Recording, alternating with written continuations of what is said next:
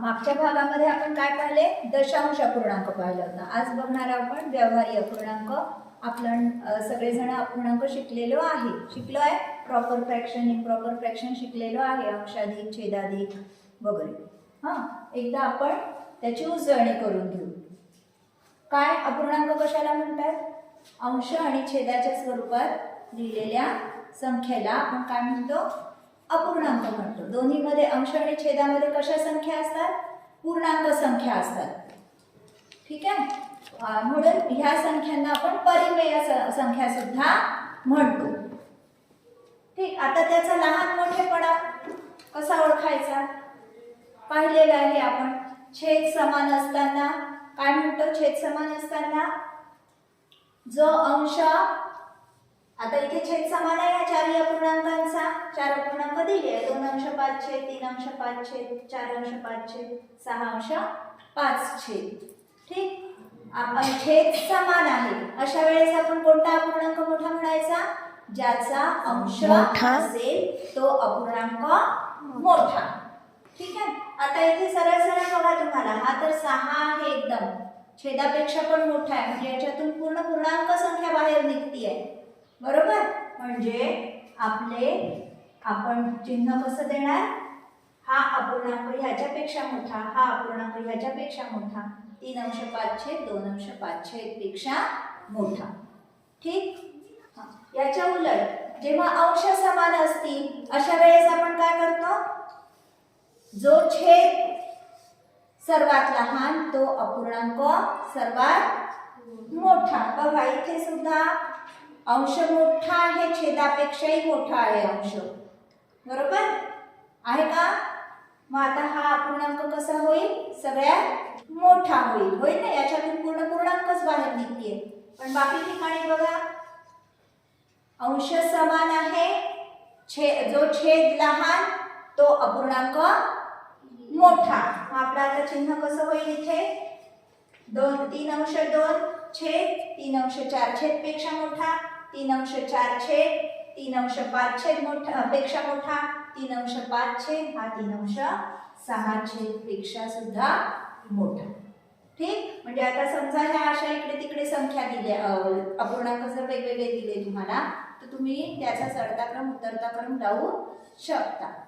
ठीक आहे. अशा प्रकारचे प्रश्न येऊ शकतात परीक्षेत. तुम्हाला वेगवेगळे दिले असतील 5 अपूर्णांक, याला चढत्या क्रमाने लावले असता मधला अपूर्णांक कोणता, अशा प्रकारचे, किंवा पहिला अपूर्णांक कोणता, शेवटचा अपूर्णांक कोणता, अशा प्रकारचे प्रश्न तुम्हाला विचारू शकतात. ठीक आहे. हे झालं छेद समान असताना, हे झालं अंश समान असताना. ठीक. अंश समान असताना काय आहे? जो छेद लहान तो अपूर्णांक सर्वात मोठा. ठीक. छेद समान असताना काय केलं आपण? जो अंश सर्वात मोठा तोच अपूर्णांक सर्वात मोठा. ठीक. आता तिसरा एक लक्षात ठेवायची गोष्ट आहे, जेव्हा तुम्हाला अशा प्रकारचे अपूर्णांक दिलेले आहे, बघा इथे निरीक्षण करा या अपूर्णांकांचं. काय दिसतंय रे? छेद हा आपल्याला अंशापेक्षा कितीने मोठा दिसतोय? 1 ने मोठा आहे. बरोबर. अशा वेळेस तुम्ही लक्षात ठेवायचं की त्या अपूर्णांकाचा छेद सगळ्यात मोठा असतो तो अपूर्णांक मोठा असतो. ठीक आहे. तुम्ही ते तिरका गुणाकार करून छेद समान करून आपण केलेला आहे. लहान मोठेपणा आपल्याला तसा करता येतो, पण ह्या गोष्टी लक्षात ठेवायच्या. छेद समान असताना अंश समान असताना आहे, पण ही एक गोष्ट लक्षात ठेवायची की जेव्हा सगळे अपूर्णांक दिलेले असतील आणि त्याच्यामध्ये प्रत्येक अपूर्णांकामध्ये जर छेद हा अंशापेक्षा कितीने मोठा असेल? 1 ने मोठा असेल, अशा वेळेस जो छेद सर्वात लहान तो अपूर्णांक सर्वात लहान, ज्या अपूर्णांकाचा छेद सर्वात मोठा तो अपूर्णांक सर्वात मोठा. ठीक आहे.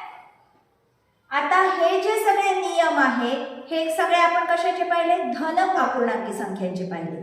बरोबर. तेच त्याचे नियम काय होतात? ऋण अपूर्णांकांचा लहान मोठेपणा ठरवताना होतात. म्हणजे जसं की आता इथे छेद समान आहे, तर आता ऋण संख्या असल्यामुळे कोणता अपूर्णांक सगळ्यात मोठा असेल? असेल? ज्याचा अंश मोठा तो अपूर्णांक कसा असेल? लहान. कारण उलट लावायची आहे नियम, हो ना. उलटीकडच्या संख्या आहेत नाही या शून्याच्या. म्हणून जो जेव्हा छेद समान असेल, ऋण अपूर्णांक असताना छेद समान असेल, तेव्हा कोणता अपूर्णांक सगळ्यात मोठा? ज्याचा अंश सगळ्यात लहान तो अपूर्णांक सगळ्यात मोठा. अंश समान असताना याच्या उलट, अंश समान असताना आपण साध्या अपूर्णांकी संख्येमध्ये काय म्हटलं होतं? अंश समान असताना ज्या अपूर्णांकाचा छेद सर्वात लहान तो अपूर्णांक सर्वात मोठा. इथे काय म्हणाल? अंश समान असताना ऋण अपूर्णांकी संख्येचा अंश समान असताना ज्या अपूर्णांकाचा छेद सर्वात लहान तोच अपूर्णांक सर्वात लहान. ठीक आहे. म्हणजे आता इथे कशी चिन्ह येतील आपली? ऋण 2.5 आहे म्हणजे बरोबर, जो अंश सर्वात लहान तो अपूर्णांक सर्वात मोठा. इथे अंश समान आहे, ज्याचा छेद सर्वात लहान तो अपूर्णांक. समजला? आलं लक्षात?